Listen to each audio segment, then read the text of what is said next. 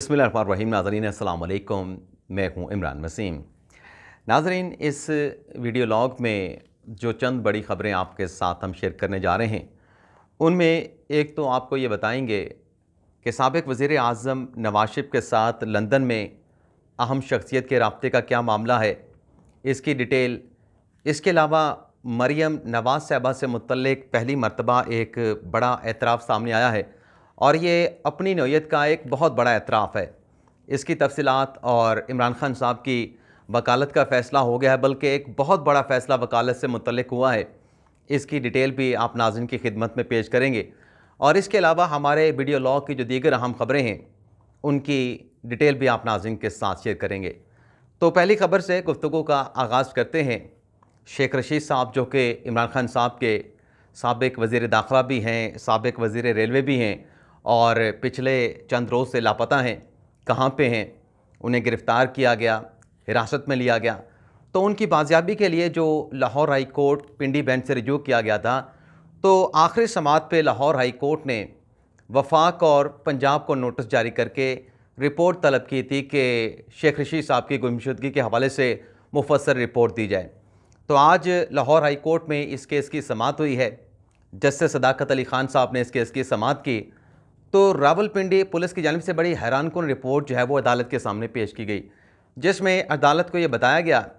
कि जहाँ से जो शेख रशीद साहब हैं, जिनके बारे में कहा गया कि उन्हें गिरफ़्तार किया गया या वो लापता हो गए हैं, वो रावलपिंडी पुलिस की हदूद नहीं बनती। तो जज साहब ने इस पे ये जो रिपोर्ट थी, इस पर अदम इत्मीनान का इजहार किया और सरजनिश भी की। और आइंदा समाअत जो कि 26 सितंबर की मुकर्रर की गई है, उस तारीख़ को जो RPO रावलपिंडी हैं, उन्हें ज़ाती हैसियत में शेख रशीद साहब की गुमशुदगी के हवाले से रिपोर्ट के साथ जो है वो तलब कर लिया है। एक तो नाज़रीन ये डेवलपमेंट हुई है। इसके अलावा हमारी एक चंद हफ्तों पहले की ख़बर है, मुनज़्ज़ा साहिबा, पाकिस्तान तहरीक इंसाफ की खातून रहनुमा थी मुनज़्ज़ा हसन, जिन्होंने 9 मई के वाक़े की मज़म्मत की और उस वक्त की जब वो बैरून मुल्क में थी। हमने आपके साथ ख़बर ये शेयर की थी कि जैसे ही मुनज़्ज़ा हसन साहबा पाकिस्तान वापस आएंगी, वो इस्तेहकाम पाकिस्तान पार्टी में शमूलियत अख्तियार कर लेंगी। तो आज वो भी हमारी ख़बर दुरुस्त साबित हुई। मुनज़्ज़ा हसन साहबा ने आज जहांगीर तरीन के साथ प्रेस कॉन्फ्रेंस की है और प्रेस कॉन्फ्रेंस में उन्होंने इस्तेहकाम पार्टी में शमूलियत का ऐलान किया है। और इसी प्रेस कॉन्फ्रेंस में जहांगीर तरीन भी मौजूद थे। जहांगीर तरीन साहब से जो सवालात हुए, एक तो सवालों का जवाब देते हुए जहांगीर तरीन ने कहा कि हमें तो जो पीपल्स पार्टी कहती है कि लेवल प्लेइंग फील्ड नहीं मिल रही, Pakistan Tehreek Insaf level playing field का शिकवा करती है। उन्होंने कहा कि हमें लेवल प्लेइंग फील्ड का कोई जो है वो इस किस्म की शिकायत नहीं, हम बड़ा मुनज़्ज़म अंदाज से एक मुनज़्ज़म पार्टी के तौर पर जो है वो इलेक्शन में हिस्सा लेंगे। एक नाज़रीन ये डेवलपमेंट हुई है। इसके अलावा इसी स्टेटमेंट में जहांगीर तरीन साहब ने यह भी कहा कि हमें किसी की मदद दरकार नहीं, हम आवाम के वोटों से जो है वो अपनी सियासी जमात को आगे लेके चलेंगे। अब ये जो लफ्ज़ है ना कि आवाम की ताकत से, आवाम की मदद से, अब पता नहीं जहांगीर तरीन साहब ने और इस्तेहकाम पार्टी ने आवाम का नाम किस आवाम का नाम जो है वो किसके लिए इस्तेमाल करते हैं, क्योंकि सबको पता है कि 9 मई के वाक़यात के बाद जितने भी पाकिस्तान तहरीक इंसाफ को छोड़ के जाने वाले रहनुमा हैं, उन्होंने इस्तेहकाम पार्टी बनाई, इस्तेहकाम पार्टी में या शमूलियत अख्तियार की। तो लोग तो ये कहते हैं कि बनाने वालों ने ये सियासी जमात बनाई है इस्तेहकाम पाकिस्तान पार्टी के नाम से, और जो PTI के लोग छोड़ के गए हैं या जिनको PTI से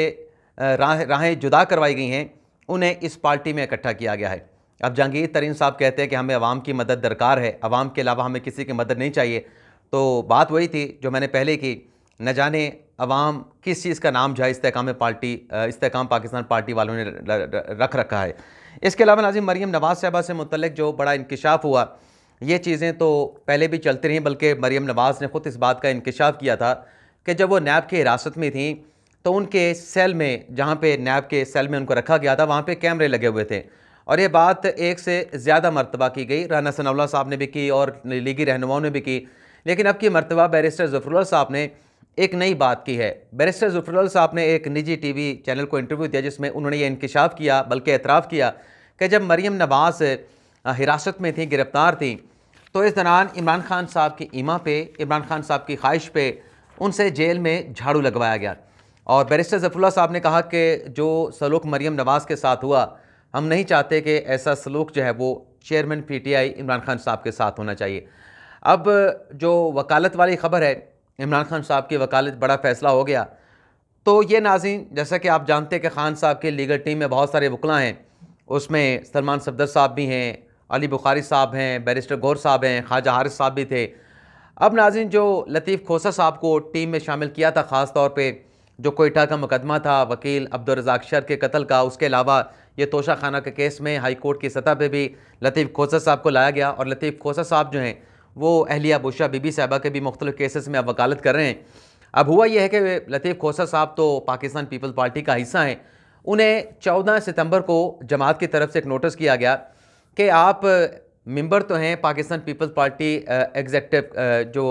सेंट्रल एग्जेक्टिव कमेटी उसके मेंबर हैं, लेकिन आप दिफा एक और सियासी जमात का करते हैं, और जो साइफ़र से मुतल्लिक रियासत की पॉलिसी है, आपने वकला कन्वेंशन में रियासत की उस पॉलिसी को भी टारगेट किया, हदफ़ तनकीद बनाया। तो इन तमाम चीज़ों पर वजाहत करें, जवाब दें। और 7 दिन का वक्त दिया गया था लतीफ़ खोसा साहब को। तो 7 दिन का वक्त 21 सितंबर को ख़त्म हो गया। आज 22 सितंबर को पाकिस्तान पीपल्स पार्टी के तर्जुमान नईब बुखारी साहब ने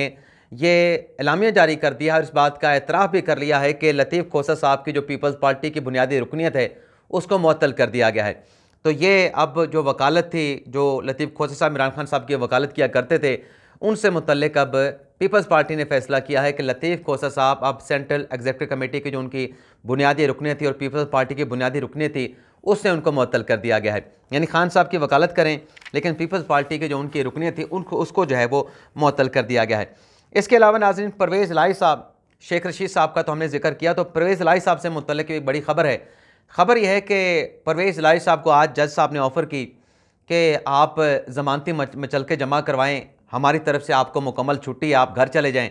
लेकिन जो वकील थे परवेज़ इलाही साहब के, सरदार अब्दुल राज़िक साहब, उन्होंने ये कहा कि हमें ज़मानत नहीं चाहिए, हमें जो जुडिशल रिमांड के ऊपर अदालत में पेश किया गया है, हमें एक लंबी तारीख दे दें। तो ये जो लंबी तारीख से सरदार अब्दुल राज़िक साहब ने मांगी परवेज़ इलाही साहब के केस में, इससे मुतल्लिक मैंने जो अपने साफ़ी साथियों से पूछा जो जुडिशल कॉम्प्लेक्स में कार्रवाई को मुकम्मल करते हैं, कवर करते हैं, उनसे पूछा तो मुझे ये जवाब मिला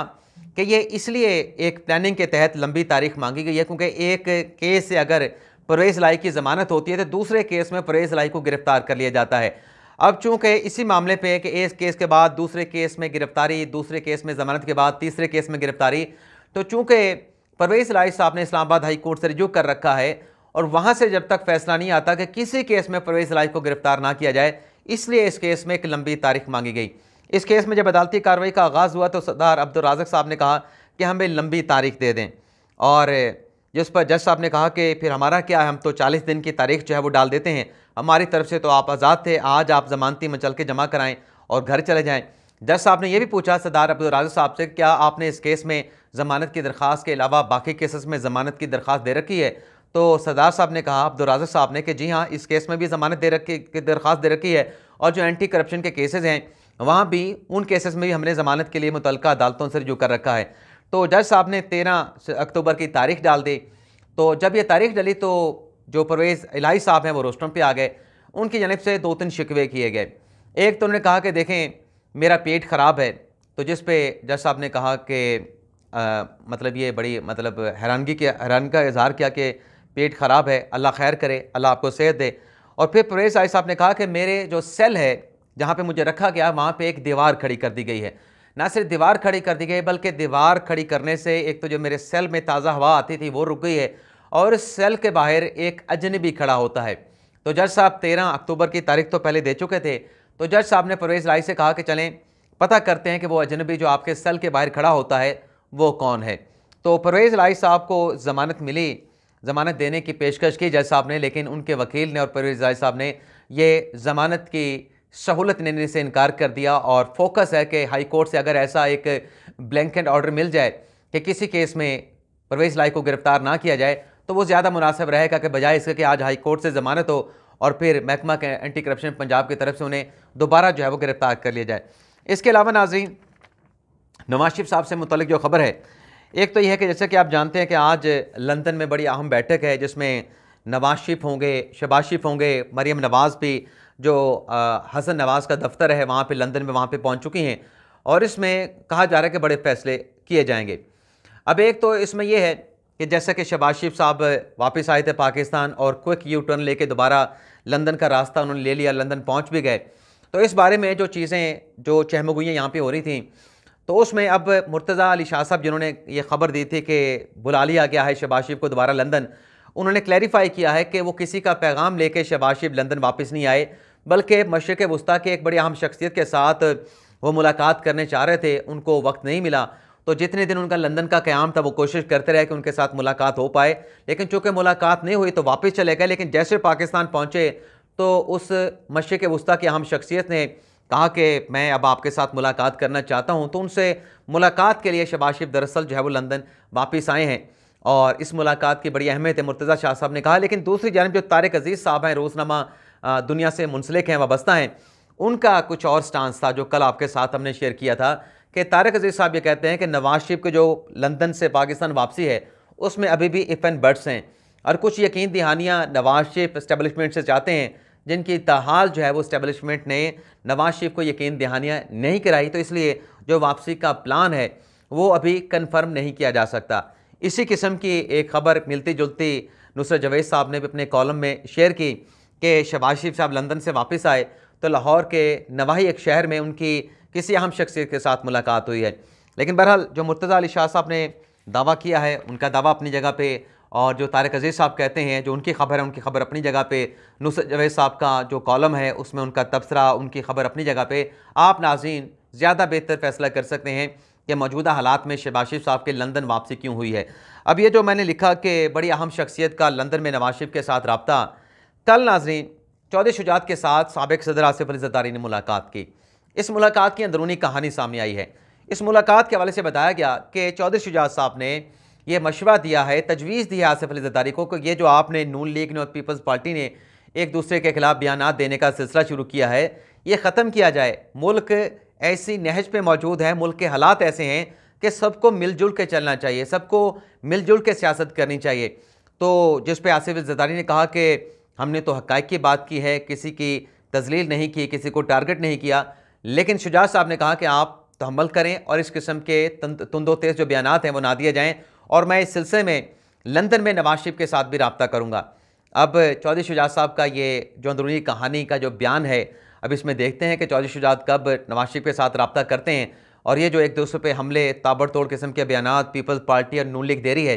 कब ये जो क्रॉस फायर है ये कब जो है वो ख़त्म होता है। इसके अलावा नाज़रीन जो एक तारीख़ी मुआहिदा हुआ फैज़ाबाद धरने के हवाले से 2017 में, जिस पे जस्टिस काजी फैसल साहब ने खुद नोटिस लिया था, वो तारीख़ी मुआहिदा तो मैंने ट्वीट करके शेयर कर दिया, लेकिन उस पर कुछ दोस्तों ने कहा कि ये आपने ट्वीट में लिखा है कि ये तो साबिक़ DGISI के दस्तखत हैं फैज़ अमीर साहब के, तो ये तो उस वक्त DGISI नहीं थे, ये तो उस वक्त DGC थे। तो मेरा उस ट्वीट में ये लिखना कि साबिक़ DGISI फैज़ अमीर साहब के दस्तखत मौजूद हैं, तो उसको लिखना मेरा ये मकसद नहीं था कि जब वो दस्तखत फैज़ अमीर साहब ने किए तो वो DGISI थे। मैंने उनका जो सबसे आखिरी बड़ा ओहदा था ISI में उसका जिक्र किया, तो उसको अब क्लैरिफाई कर देते हैं कि वो जो दस्तखत उस मुआहिदे पे किए थे जिसमें तहरीक लब्बैक के खादम रिजवी साहब के दस्तखत थे, एहसन इकबाल साहब के दस्तखत थे, बाकी अहम लोगों के दस्तखत थे, फैज़ अमीर साहब के दस्तखत थे, वो दस्तखत उन्होंने बतौर DGC किए थे और DGISI का मनसब उनको बाद में मिला था। लेकिन चूँकि ट्वीट में अगर मैं DGC लिख देता तो फिर लोगों ने कहना था कि नहीं ये तो DGISI थे। तो जिसको अगर कुछ कन्फ्यूजन हुई है उसके लिए माजरत का हूँ और आपसे वीडियो लॉग में भी इजाज़त चाहते हैं। अल्लाह ताला हम सब का हामी नासिर अपनी दुआ में